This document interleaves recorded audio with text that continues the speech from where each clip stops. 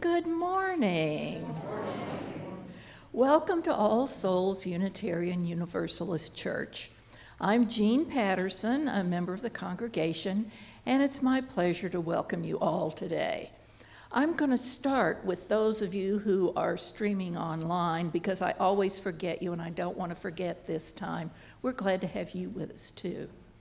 Now, for those of you who are physically present, if you have brought a guest or if you brought yourself, please stand up, give us your name and where you're from. Guests, visitors? Yes. Good morning. Hi. My name is Regina, and this is my partner Kevin, and we're visiting today from Denver, Colorado, but we're moving to Kansas City in a month. Oh, welcome. I hope this is the first of many visits. Yes, sir. I'm Gibbons. I'm from Fairway. I'm staying here in Missouri for a while, and we wanted to see what this is about and how we would. Excellent, thank you. You said you lived in Fairway? Yes, I live in Fairway now, but I'm with friends here on Holly for a while. Oh. May, and then I'll be. Okay. I'm from Fairway too. Hi, neighbor. Yes, ma'am. Hi, I'm Jenna Bay. This is my husband Justin and son Calvin. We live in North Kansas City. We just wanted to come and visit today. Great. Yes, you folks over here.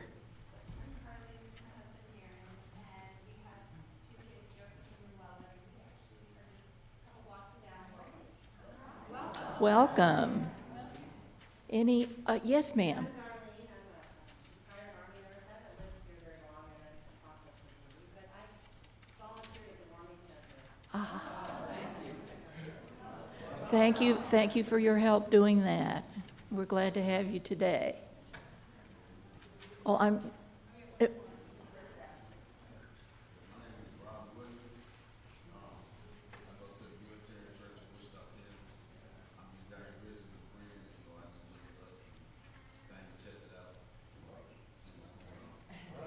Great, welcome. Now, to all you guests and visitors, we have a Sunday Plus lunch today. That means that after the service, there will be a delicious lunch prepared down in our activity room. Just follow the hall down that way. And since you are visitors, you will be our guests at the lunch. So just tell the cashier that you're a visitor and enjoy a lunch on us. We're so glad everyone's here today. Thank you.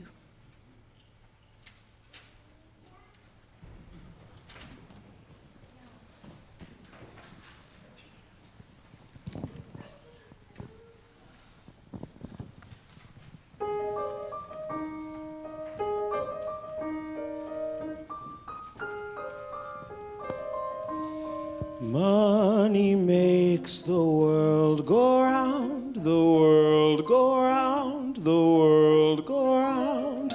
Money makes the world go round, it makes the world go round. A mark, a yen, a buck, or a pound, a buck, or a pound, a buck, or a pound is all that makes the world go round. That clinking, clanking sound can make the world go round.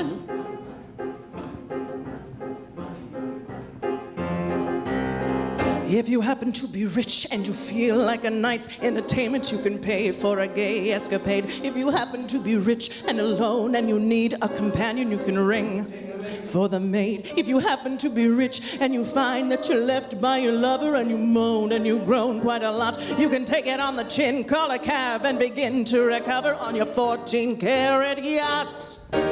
Money makes the world go around, the world go around, the world go around.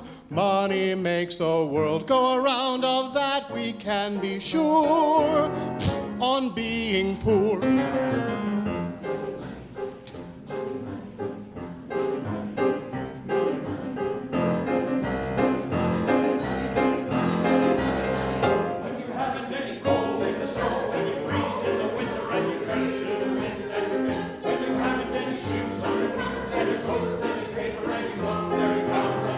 When you're gonna get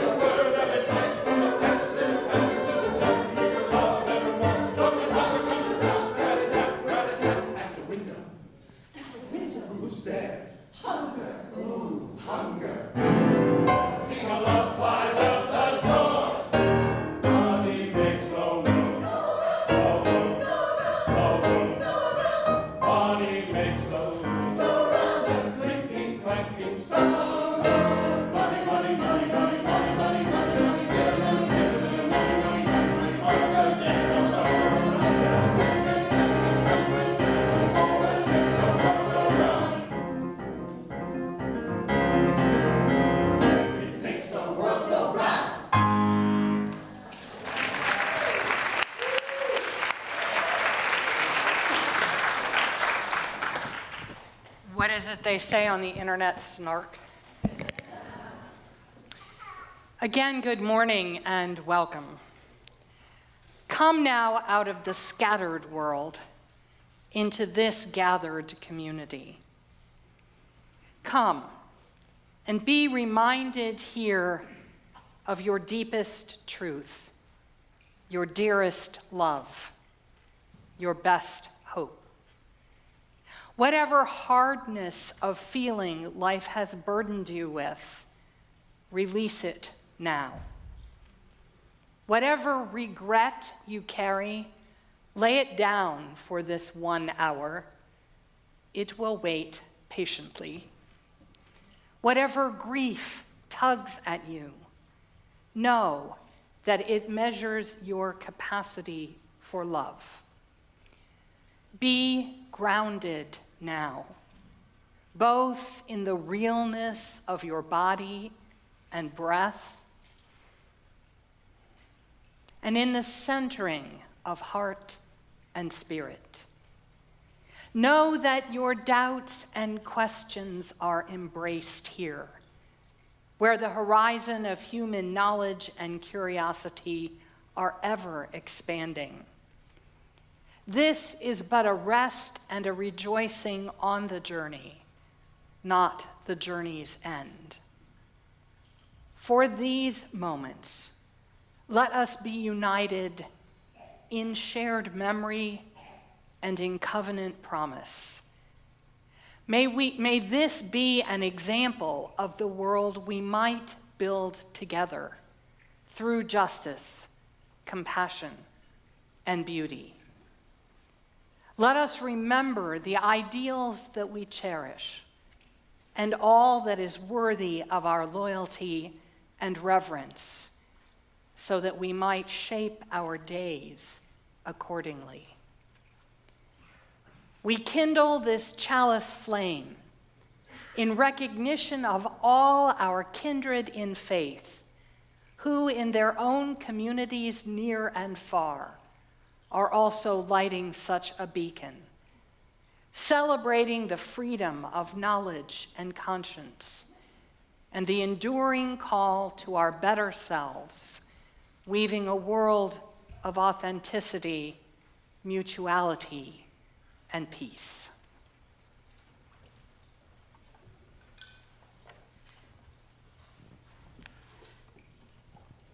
Good morning. My name is Sean, and I light this chalice for the right of conscience and the use of the democratic process within our congregations and in society at large.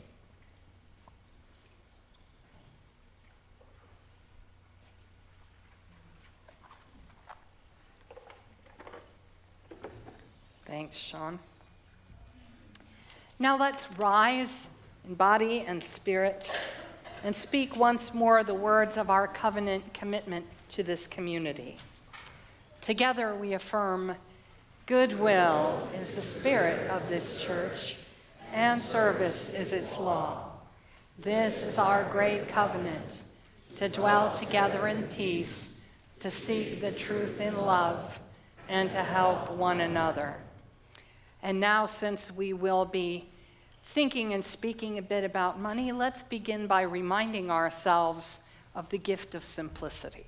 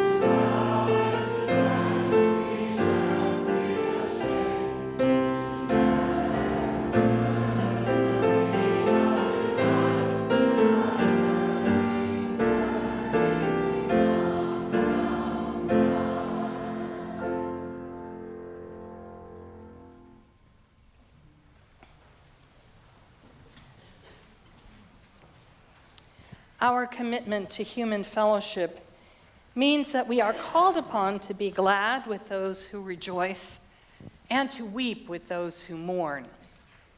Therefore, we set aside this time in our gathering together to share with one another the joys and concerns that are now shaping our lives. May the beauty and sweetness of these brief flowers remind us to hold one another in the bonds of sympathy, encouragement, and care. We'll have a moment towards the end of our sharing when we'll turn the cameras aside if you prefer not to appear on our web broadcast. I'll let you know when that happens. I want to begin with a flower of recognition that today is the 55th anniversary of the protest that became known as Bloody Sunday, when Martin Luther King and a group of protesters against racial segregation attempted to cross the Edmund Pettus Bridge and were met with violence by law enforcement officers. And the tape of that, the video recording of that, went what we would now call viral that night on television and awakened the nation to a new understanding of what was at stake in the fight for civil rights. And it's worth remembering that anniversary.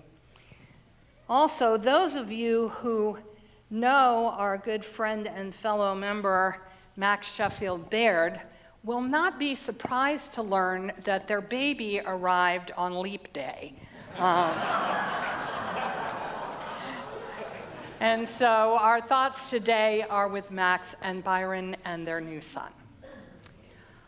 Are there other joys or concerns to be shared? If so, come on up and use the mic. Okay. See a couple. Hey, Scott. Yeah. I'm Scott England, and last week on Monday, my mother-in-law, Janet Marzette, died at North Kansas City.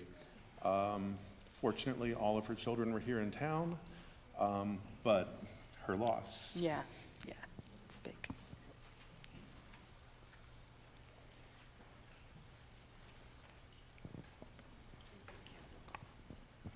Today at the Peaceworks annual meeting at 2 o'clock, we're going to remember 3 persons who were on the board of Peaceworks who passed in the last year.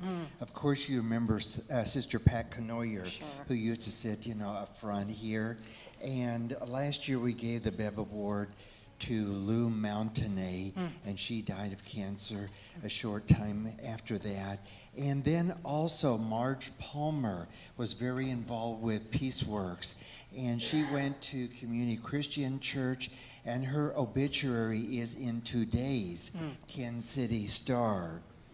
I would also like to take the moment to say we are at a critical crossroads. The coronavirus could be pandemic. The Bulletin of the Atomic Scientists say we are 90 seconds from extinction with nuclear weapons. And of course, we have the climate crisis. And so what are we going to do? It calls our character to say, are we going to be loving, open people? Will we protect our differences and share who we are as part of humanity trying to find its way to enlightenment? Thank you. Thanks, Henry.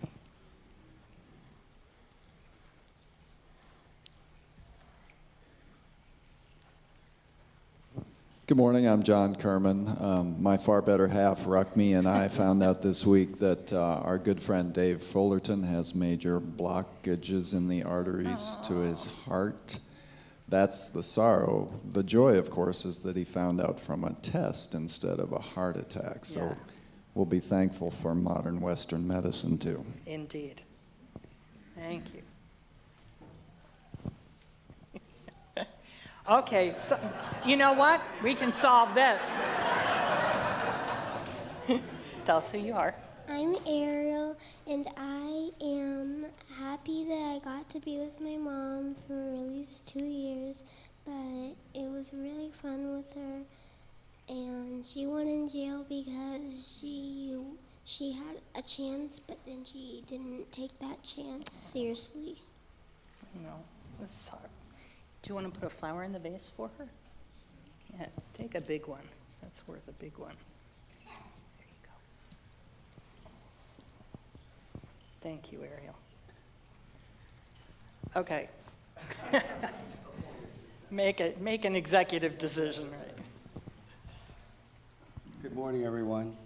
Good morning. My name is Gene Bohannon, and I've been meaning to come here for a while. This is my home, basically, Kansas City. And I just wanted to compliment this church, All Souls Unitarian, and your congregation here. The gentleman that spoke earlier mentioned the word character. And it takes a lot of character to hang a big Black Lives Matter poster on your building and to get another one when the haters steal it. Yeah. Hey, yes. And the Midwest is really not known for that kind of character. So I want to thank you guys from the bottom of my heart. Appreciate it. It's lovely to have you with us today. All right, now we'll start this side. Hi. Hello. Hey, my name is Rob Williams. I'm from Wichita. Actually, I've been going to the Unitarian church down there for like 20 years. Yay. And Reverend Carter, he came like a few years after I got there. And right now he's in New York now. But anyway, I enjoy the people. And just like all other people, everybody got room for growth. And I was just looking at the cross-section of the people here and the cross-section of the people there, and it's pretty much identical. Yeah. You know what I'm saying?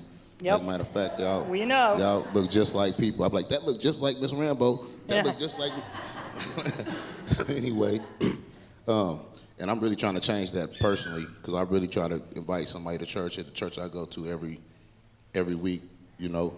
But I enjoy, I'm glad I got a chance to check it out. And I guess I'm going to try to check out some other ones across the United States and see if I could see something different, because I really want to see, more black folks, checking out what's going on than just only what I see. Yep. Yeah. All right. Thank you for joining us. Do you want to put a flower? Thank you. I wanted to speak because this year, in fact, even this week, is the centennial of the League of Women Voters being founded. Yeah. And that is because this year is the centennial of women after a very, very many decades of fighting won the right to vote. Yay. So there are things to celebrate. Yes, indeed. Well, there you go. Jane. Well, I'm Jane Gilbreth, and I have a joy that has absolutely no political connections. Last Saturday, we had a surprise birthday party for my youngest son, who lives in Sweden and was turning 60. Wow. And the surprise was that he was there for the party. Wow. That's outstanding. This was closer. Yeah.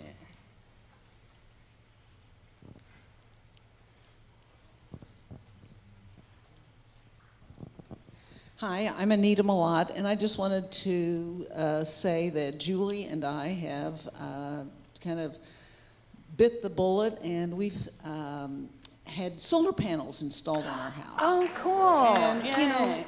it was quite an undertaking, really. It was whatever, it was a lot. But we've gotten it done. We even got a heat pump installed on our third floor. We're really trying to go to energy efficiency or renewable energy, and we are very excited. Yeah. That is wonderful. Congratulations.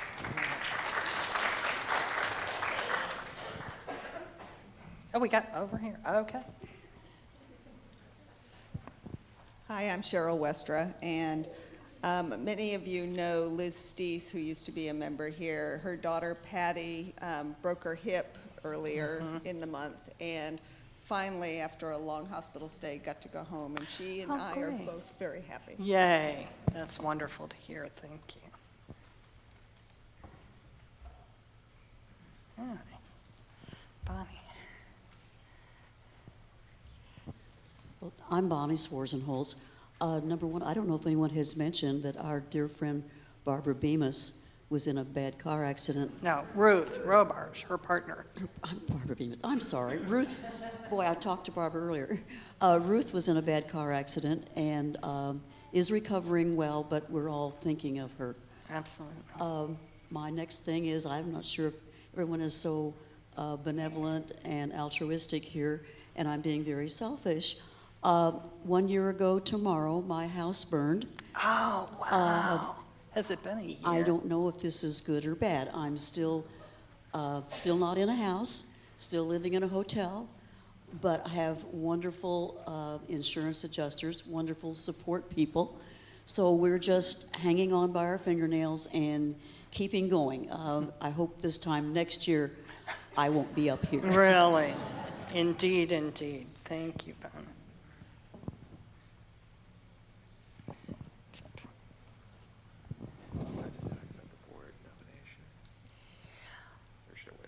You should probably wait on that. I have two things. One, my coworker Amanda has been very sick for a long time. She's now in the hospital, unfortunately. On the positive side, Kendall's given me approval, and I've already put the reservation in for us to do a table at Pride again this year, so that'll be fun. Yay. So glad you can do that for us. That is a really fun event if you've never been. It's worth checking it out.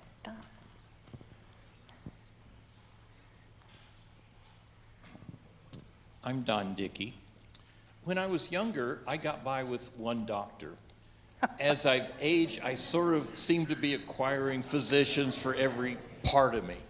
The good news is, the parts seem to be humming along real fine. The other thing I'm celebrating, last week in the stock market, we had a precipitous decline. It was my best week ever in the stock market, so I'm happy about that.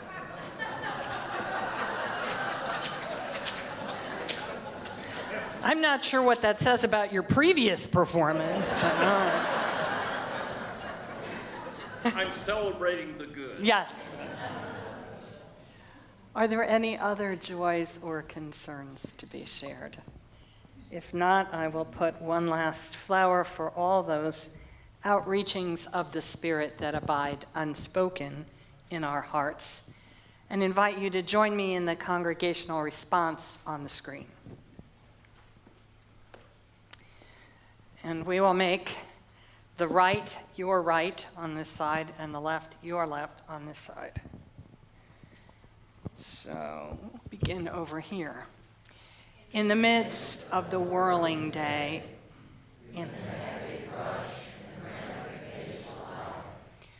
pause here for a moment.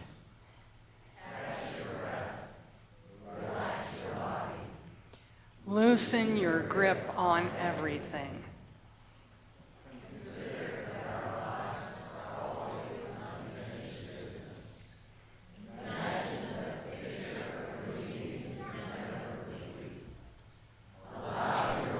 To be a work in progress. Let us not hurry to mold the masterpiece. Do not be impatient to complete the drawing.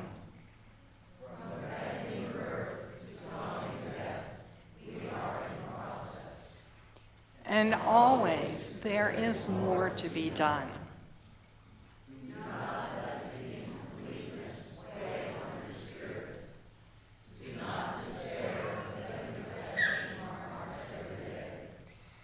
We shall not fear that each of us is still in the making. Let us instead be grateful that the world is still to be created. Let us us give thanks that we can be more than we yet are. Let us celebrate that life is always a work in progress. And now we will invite our children to depart for their religious education.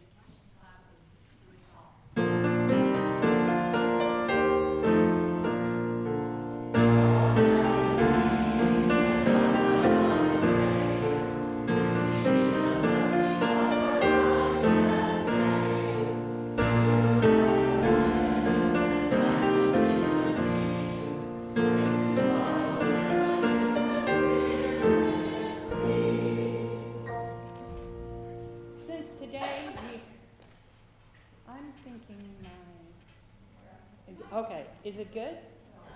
No. Speaking of the lectern. Okay. We have alternatives there. Since today we're going to be considering our support of this congregation, I have invited a couple of our members to share with us why it's important to them and why they think this congregation is a good investment.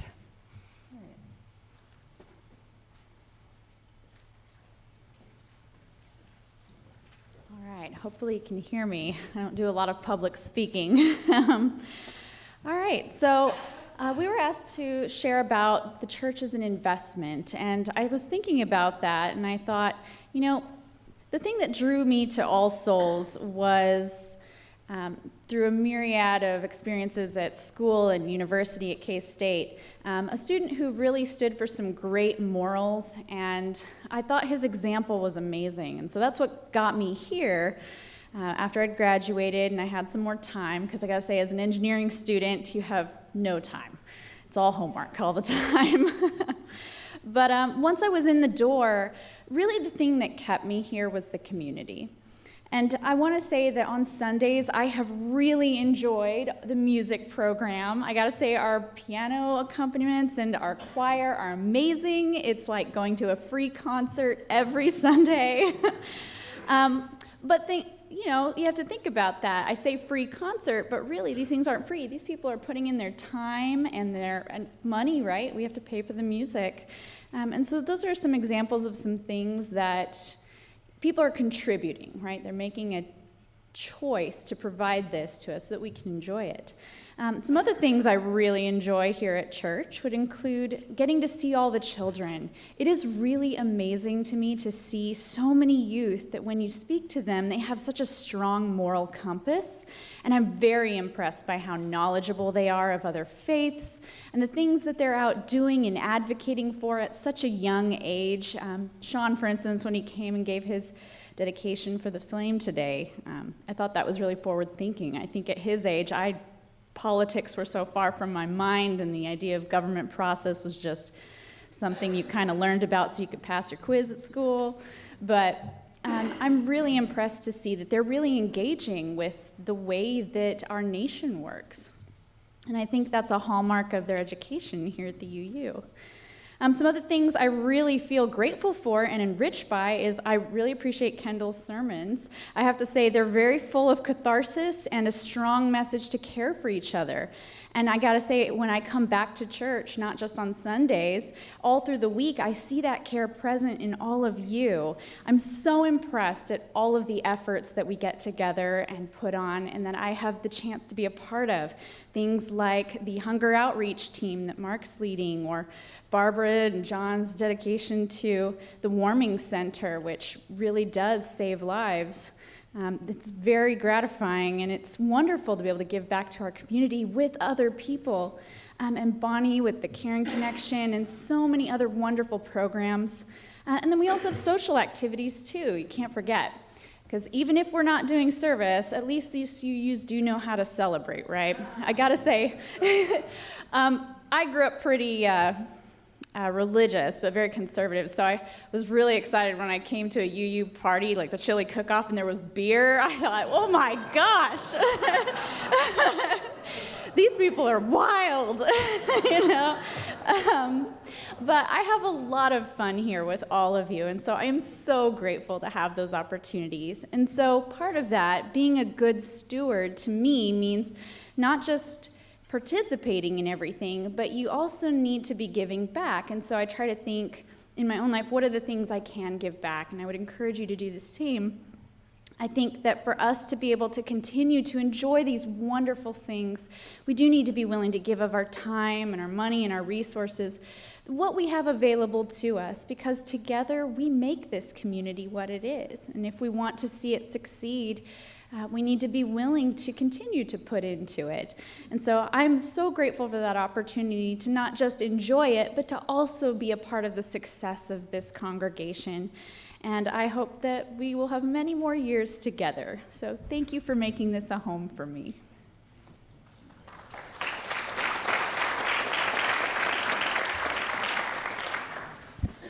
That is so important that I want to save our other two statements for another time. I want to just leave you with that. And Jean has something to say, and then we'll move on to our next musical.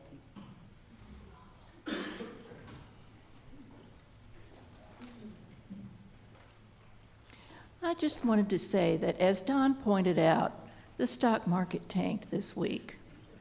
Well, your investment in this church will never tank. It only goes up.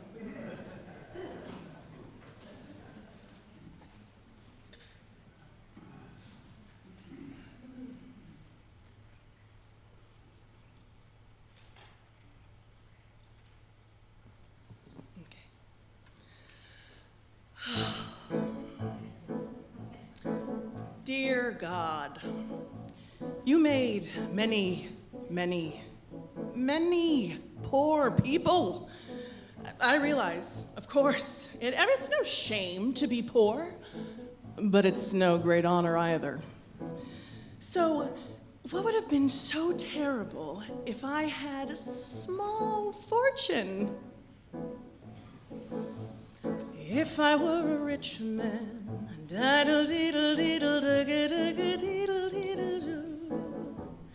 all day long I'd biddy biddy bum.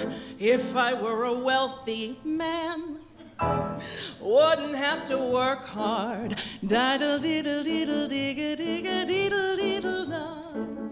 If I were a biddy biddy bum, idle diddle diddle idle man, I'd build a great tall house with rooms by the dozen right in the middle of the town. A fine tin roof with real wooden floors below. I'd build a great big staircase just going up and one even longer coming down, and one more leading nowhere just for show. The most important men in town would come to fawn on me. They would ask me to advise them, like Solomon the Wise. If you please, Reb Tevye, pardon me, Reb Tevye, posing problems that would cross a rabbi's eyes.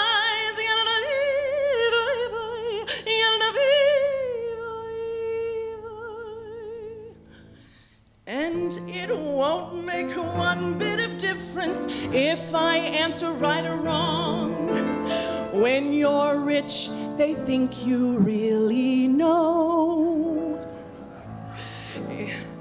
If I were rich, I'd have the time that I'd lack to sit in the synagogue and pray. Maybe have a seat by the eastern wall. And I discuss the holy books with the learned men 7 hours every day. This would be the sweetest thing of all. If I were a rich man, diddle diddle diddle digga digga diddle diddle dum. All day long I'd biddy biddy bum. If I were a wealthy man, I wouldn't have to work hard. Diddle diddle diddle digga digga digga diddle dum. Lord, who made the light should be what I am? Would it spoil some vast eternal plan if I were a wealthy man?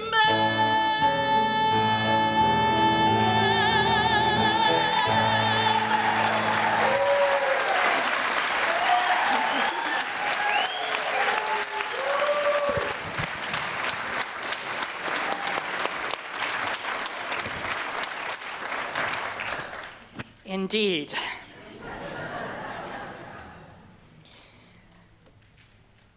So the interdependent web of all existence of which we are a part.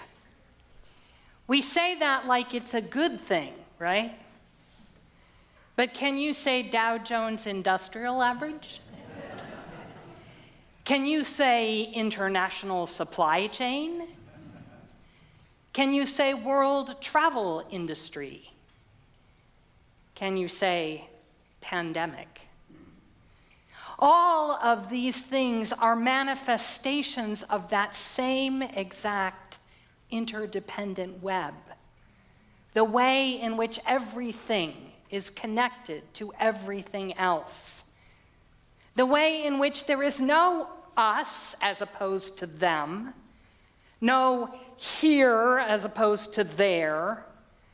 There is no such place as a way to throw our trash or quarantine our viruses. No such thing as religion without politics. No such thing as community without money. Let's start with the pandemic. I'll get back around to the money in a minute. To respect the interdependent web is to acknowledge what we know and prepare what we can in the light of reason and science without panic. Most of you can read the internet, another manifestation of that pesky web, as well as I can. And probably you already know the most significant personal precautions. First and foremost, respect the web of contagion. Do not work sick. Do not school sick. Do not church sick. The world will not stop turning because you are out of commission for a couple of weeks. And while you may bounce back fine after you are infected, the others that you go on to infect might not. Don't hesitate to stay home if you are not well. And be grateful rather than annoyed when others do the same. You don't have to share the president's conviction that this will all disappear like a miracle to understand that the shadow of the pandemic will pass at some point. Maybe after a lot of death and suffering, maybe after not so much. From what I read, we really don't know yet.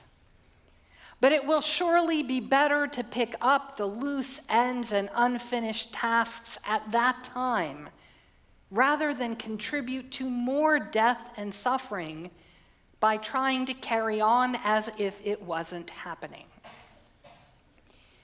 One corollary of this principle is to try not to shop sick either. Update your stock of basics. Don't panic buy and don't hoard, just enough that you could stay home for 2 weeks, either because you yourself are ill or to care for an ill family member without becoming a carrier. If it turns out that you do need something, swallow your pride and ask someone who is out anyway to pick it up for you. Or if you must go out, that is the time to wear a nose and mouth mask, which is not very useful apparently to prevent you from catching the virus, but can help you to not spread it to others once you have it. Second thing we already know, wash your hands, often with soap, friction, and running water. Sing the alphabet song or Spirit of Life to make sure you are scrubbing long enough. Use the air dryer or clean towels, but don't wipe your washed damp hands on clothing. Use hand sanitizer if washing isn't feasible. See how long you can go without touching your face. This is how the virus often travels from your hands to your body's inner system. Avoid large gatherings of other people and look for alternatives to physical contact of bare skin for greetings. We have been seeing, Cheryl's going to help me demonstrate, elbow bumps like this, or for the more agile, feet bumps. Now, nobody is saying that we shouldn't be shaking hands or hugging here in KC just yet. So if you want a hug today, it's still yours. But if you would like to practice a new move, just get ready. You can try it out with me at the door after the service. The interdependent web is a network of ideas as well as physical forces. And this is how new social norms spread in response to changing circumstances. Also, here at All Souls, our staff is each upgrading our own home technology setups so that we are able to work from home in case that becomes advisable. We are going to be training our Sunday technology assistants to produce online worship programming so that we can have virtual church if necessary. If you feel that it is beyond your current ability to access an online gathering, we have volunteers who would be happy to set it up on your computer and show you. We could use a couple more of those volunteers too.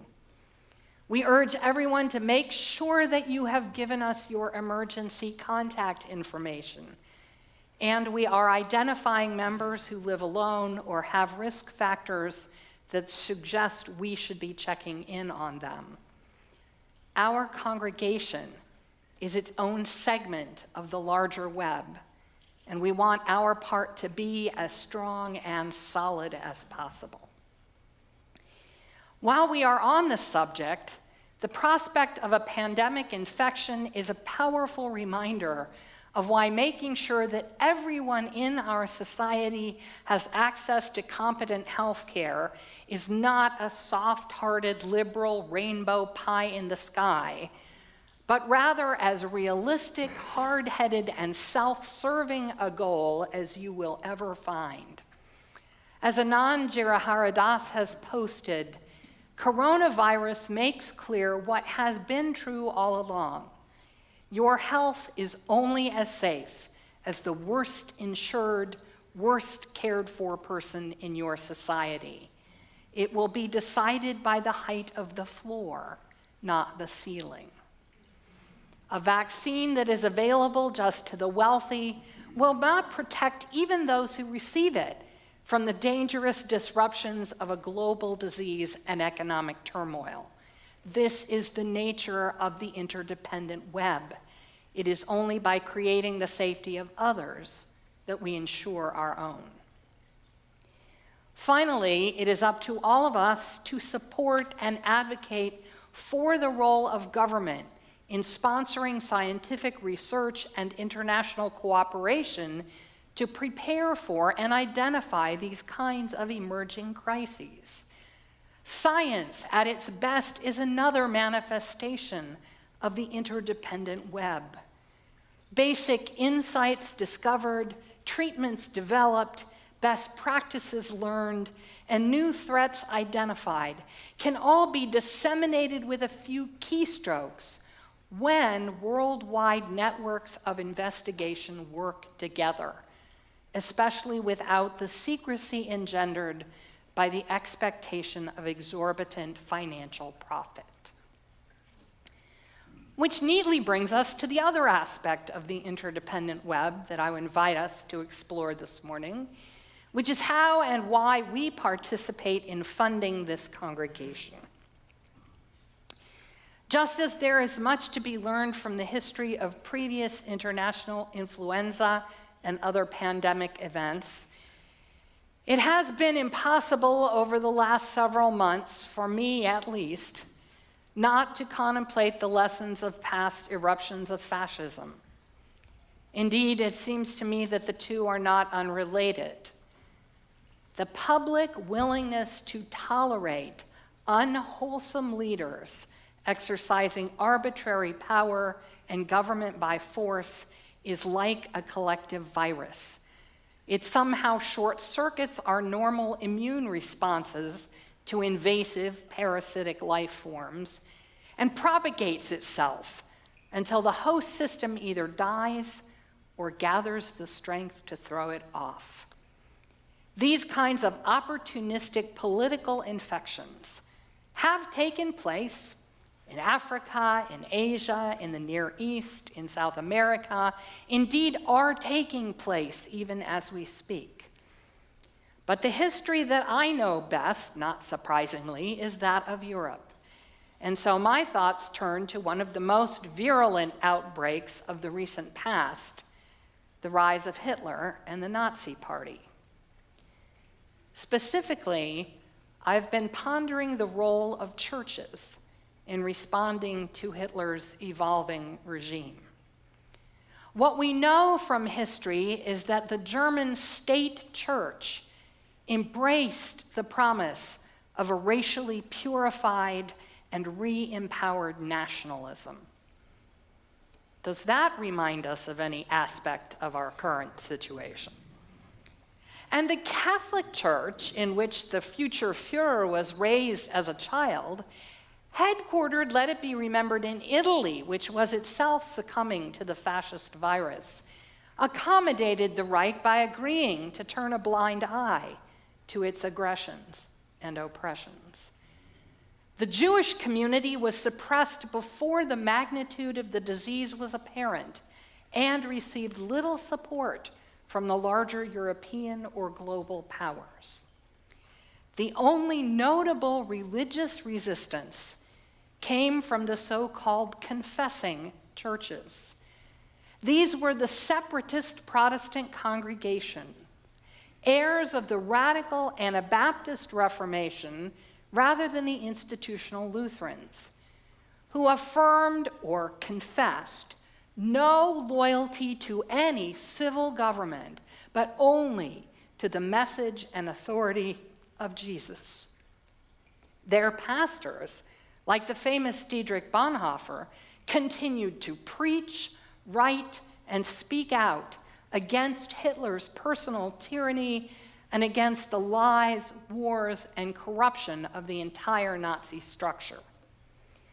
Their members, of course, fell along a spectrum of complicity, but they were encouraged by their religious communities to withhold their consent and their cooperation from the regime. What we conclude from the perspective of hindsight is that it was the confessing churches that got it right.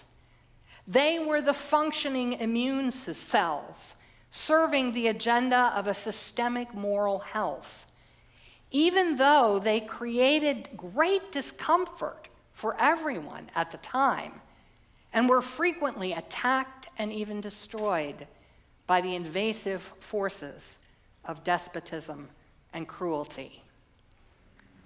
I can't speak for all of you, of course, but I will tell you this. That is the kind of minister I hope to be, and the kind of congregation I want to serve. Not, as you probably understand, because of my commitment to the message and authority of Jesus specifically, no. But I want my commitment to the message and authority of the values of this faith to have that kind of priority in my own life and choices. And I want to advocate that priority with and to this community.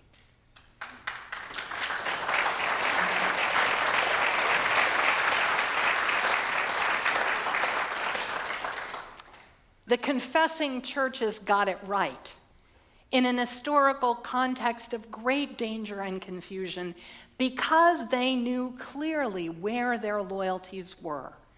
not with the state or with popular leaders, but with what they said they believed all along. Not because these commitments were guaranteed to keep them safe or make them successful, but rather, even if it meant they were likely to suffer persecution and perhaps be obliterated. My colleague John Luopa recalls a story along the same lines about an individual. He writes, "A Roman Catholic priest was invited to share his life odyssey with an interfaith clergy organization. In it, he described his life as having been largely a failure. He remembered the days of Vatican II and the hope that he and his generation of liberal priests had had, that real change was coming to the church he loved so dearly. And yet many years later, he felt the church had, if anything, become hardened and more conservative. His dreams had not been realized. This priest was respected and valued among his colleagues, who were hurt and surprised by what he said. And yet one colleague noted, despite the severity of his words, that his demeanor seemed peaceful and content. How can you claim that your life was a failure and yet appear so calm and serene?" "I know whose I am," replied the priest. "I know whose I am." Several years ago, that story inspired many of our UU clergy chapters to ask ourselves that question. You probably remember that. Do we know whose we are? A few of us found it easy to answer, and a few of us found the question completely meaningless. But most of us, including me, struggled with it. I knew that for myself, unlike the priest, the answer was not any self-aware being like God or Jesus. It had to be larger than that. And I also knew that I was not content to say that I belonged to no one or nothing but myself. It had to be larger than that as well. I think if whose you are is not large enough, then you will not be a strong immune cell when the cancer of malignant power hits your community. We need a loyalty that is stronger than the fear and confusion and hatred that fascism brings. It took some time, but eventually I realized that my deepest loyalty is twofold. I am the truths and the futures. If I have served the truth and the future to the best of my ability, then I will have nothing to regret. Of course, I do not always succeed in this at every moment, but I trust this aspiration to bring me out on the right side of history, if anything can. And of course, I know that for each one of you, there may be a different answer than mine. But I also know that I can't live out that loyalty all alone, and neither can you. I believe that once we know whose we are, or even while we are trying to figure it out, we need community. We can't just sit around in isolation, pondering and admiring our ideals. We have to give them flesh in the world, put them into practice on the ground, and that means coming together with others. The confessing church in Nazi Germany was more than a random collection of individual resistors. It was a community of mutual courage and clarity amidst the fog of tyranny. And that is what we must have again now, today. A single immune cell is helpless against the invasion of mutating parasites, but a network of them, an interdependent web working together in loyalty to health and thriving, that's a different story. Over the next couple of weeks, the diligent servants on our board of trustees and on our staff are preparing a budget for this congregation for the coming year. We are still trying to get our immigrant employees paid an equitable wage. We are still trying to fund music for our children. We are trying to keep up with the advances in the technology expectations of emerging generations. If we were to do everything that could be argued was responsible for us to fund in the coming year, it would cost about $45,000 more than we know we have available. It's probable we won't be able to do all of that in a balanced budget. And so we will have to make hard decisions, like all the other institutions and families around us. But if everyone who believes that this community is a good investment of our time and energy and love will dig a little deeper, we could do a lot. We could make sure that this community is here not just for us, but for the long haul. For the days when the pandemic is over and even the reign of ignorance, cruelty, and corruption finally falls to pieces. When they gather in whatever is left of integrity, on whatever is left of the planet, let it be here. Let them say of us, these folks didn't give up on truth or reason or facts. They didn't give up on compassion or human decency. They didn't give up on each other or on the future. How can we be like them? Let's be that community, dear ones. Let's build the thing that is left standing, or at least still worth believing in, because we did not surrender to either complicity or despair. It has always seemed to me that that is the best investment any of us could possibly make.